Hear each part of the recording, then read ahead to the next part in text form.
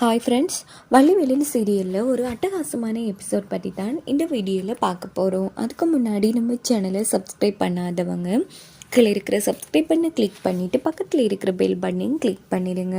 சரி வாங்க வீடியோக்குள்ளே போகலாம். இந்த ஒரு எபிசோட் எப்படி ஸ்டார்ட் ஆகுதுன்னா, கல்யாண மண்டபத்தை தான் காமிக்கிறாங்க. இங்கே பார்த்தோன்னா நம்ம முத்தையாக்கிட்ட வந்து வள்ளி சொல்லிடுறாங்க, நீங்கள் தான் எப்படியாச்சும் அம்மாவை கூட்டிகிட்டு வரணும்னு. அதே மாதிரி ஃபோன் போட்டு, அம்மா உன் ஆசீர்வாதத்தில் தான் என் கல்யாணம் நடக்கணும், நீ நல்லபடியாக இங்கே வரணும் அப்படின்னதோ உடனே ஜானகியும் கண்டிப்பாக என் ஆசீர்வாதத்தில் அம்மா உனக்கு கல்யாணம் நடக்கும் அப்படின்னு சொல்லிட்டு இவங்க வந்து ஃபோனை வச்சிடுறாங்க. இந்த பக்கம் பார்த்தோன்னா அன்னைக்கு காலையில் தான் காமிக்கிறாங்க. ஸோ கல்யாணத்துக்குரிய வேலைப்பாடுகள்லாம் வந்து சூப்பராக நடந்துட்டுருக்கு. நம்ம ரத்தினவேலோட கடைசி தம்பி இருக்காங்க இல்லையா முத்து, அவங்க தான் எல்லா வேலையும் ஒவ்வொன்றா பார்த்து பார்த்து பண்ணிகிட்ருக்காங்க. இது எல்லாத்தையும் பார்க்குற வேட்டநாயகியும் தர்மலிங்கமும் ரொம்ப சந்தோஷப்படுறாங்க. பாத்தியாடா வேலையெல்லாம் எப்படி நடந்துட்டுருக்கு? ஆமாக்கா எனக்கும் ஆச்சரியமாக இருக்குது, நம்ம முத்து தான் எல்லாத்தையும் பண்ணிகிட்ருக்கான். ஆமாண்டா அவன் ஒவ்வொரு விஷயத்தையும் பார்த்து பார்த்து பண்ணுவான், அதுவும் நம்ம வீட்டு கல்யாணம்னா சும்மாவா? அதான் அவன் எல்லாத்தையும் சூப்பராக பண்ணிகிட்ருக்கான். பார்த்தியா, நான் ஒரு பொறுப்பை கொடுத்ததும் அவன் எவ்வளோ பொறுப்பாக பண்ணிகிட்ருக்கான்னு. ஆனால்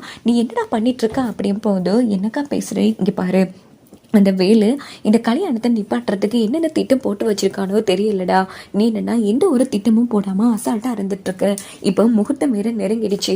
இப்போ உன்னோட ஐடியா தான் என்ன, ஒரே மேடையிலே கல்யாணம் நடந்துச்சு, அவ்வளோதான். கண்டிப்பாக வள்ளிக்கழுத்தில் இந்த வேலு தாலி கட்டிலே கட்டிடுவான்டா.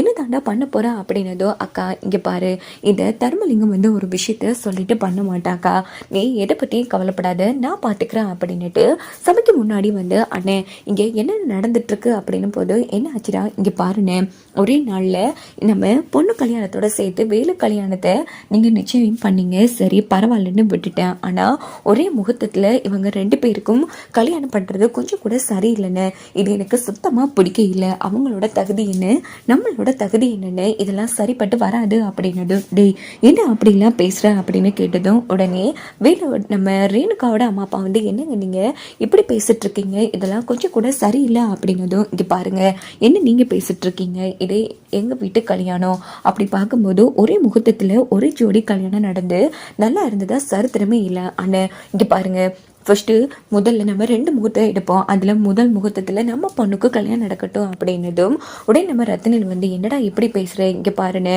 எல்லாம் நம்ம நல்லதுக்கு தான் சொல்லிட்டுருக்கேன் அப்படின்னுட்டு அங்கே இருக்கிற ஒரு பாட்டியை வந்து கூப்பிடுறாங்க. பாட்டி நீ ஏன் சொல்லு பாட்டி, இப்போ ஒரு மேடையில் 2 பேருக்கு கல்யாணம் ஒரே முகூர்த்தத்தில் நடந்தால் யாராச்சும் நல்லா இருந்து சரித்திரம் இருக்கா அப்படின்னதும், அதெல்லாம் எனக்கு தெரியாதப்பா, அதே மாதிரி உங்கள் பேச்சையும் மீற முடியாது அப்படின்னதும், பாத்தியாடா உன்னால் மீறி பேச முடியாமல் இருக்காங்க அப்படின்னு ரத்தினவேல் சொல்கிறாங்க. இங்கே பாருங்க, அதெல்லாம் கிடையாது, நம்ம 2 முகூர்த்தம் பார்க்கணும், பார்த்து அதில் ஒரு முகூர்த்தத்தில் வந்து ஒரு தனித்தனி முகூர்த்தத்தில் வந்து கல்யாணத்தை முடிச்சிடலாம், அப்போ தான் எந்த பிரச்சனையும் வராது அப்படின்னும் போது உடனே நம்ம ரேணுகாவோட அம்மா அப்பா சத்தம் போட்டதும், இங்கே உங்கள் பொண்ணு கல்யாணமும் நல்லபடியாக நடக்கணும்னு உங்களுக்காகவும் சேர்த்து தான் நான் பேசிட்டு இருக்கேன் அப்படின்னதும் அவங்க வந்து உடனே அமைதி ஆயிடுறாங்க.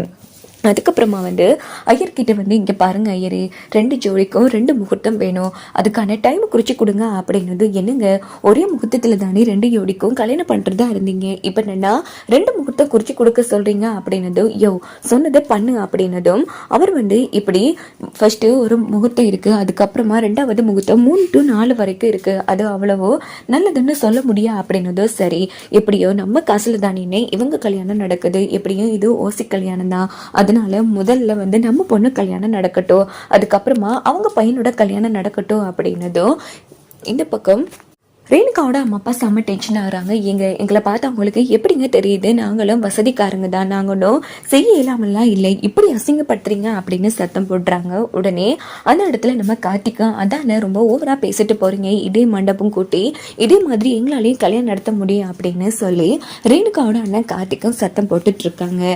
இதை பார்த்த முத்தையா ஓடி போய், இந்த விஷயத்தை எப்படியாச்சும் நம்ம வேலுக்கிட்ட சொல்லணும், அவள் என்ன திட்டம் போட்டிருக்கானோ தெரியலையே அப்படின்னுட்டு வேலுவை பார்க்க வராங்க. வேலு அப்படின்னு போது பார்த்தா வேலு அசந்து தூங்கிட்டு இருக்காங்க. உடனே எழுப்பி, என்னடா பண்ணிட்டு இருக்க, அங்க முகூர்த்த நேரம் 2 முகூர்த்தம் 2 கல்யாணமும் தனித்தனியா நடக்கிறத பத்தி பேசிட்டு இருக்காங்க, நீ என்னன்னா அசந்து தூங்கிட்டு இருக்க அப்படின்னதும், அப்பா நான் எப்படி தூங்கினேன்னு எனக்கே தெரியலப்பா, எனக்கு ஒண்ணுமே புரியல, சரி இதெல்லாம் அப்புறமா பார்த்துக்கலாம், முதல்ல வாடா அப்படின்னு சொல்லிட்டு முத்தையா வேலு வந்து அழைச்சிட்டு போகிறாங்க.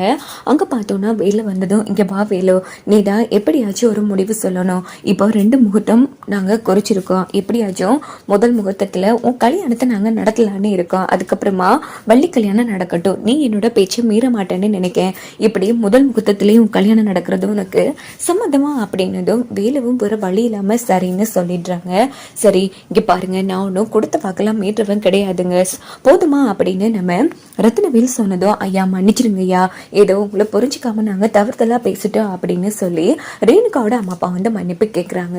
இந்த பக்கம் பார்த்தோன்னா, அக்கா எப்படி என்னோட திட்டம் இது எல்லாம் நம்மளோட திட்டம் தான் அப்படின்னு தர்மலிங்கம் வேதநாயகிட்ட சொன்னதும் டே தம்பி, அப்போ இது எல்லாம் உன்னோட பிளான் தானா? ஆமாக்கா, இங்கே பாருக்கா, நான் உனக்கு இது கூட பண்ண மாட்டேனா என்ன, நான் வந்து ஒரு விஷயத்த சொல்லிட்டுலாம் பண்ண மாட்டாக்கா, பண்ணி முடிச்சதுக்கு அப்புறமா தான் சொல்லுவேன், போதுமா அப்படின்னதோ, அதெல்லாம் இருக்கட்டும்னா எல்லாம் சரியா போயிட்டு இருக்கு, ஆனா அது ஜானகி மட்டும் கல்யாண மண்டபத்துக்கு வரக்கூடாது தம்பி, நீ தாண்டா பாத்துக்கணும் அப்படின்னு பேசிட்டு இருக்காங்க. இந்த பக்கம் கல்யாண மண்டபத்துக்கு வெளியில வந்து நம்ம ஜானகி அம்மா வந்து இறங்குறாங்க. இதோட இந்த எபிசோட்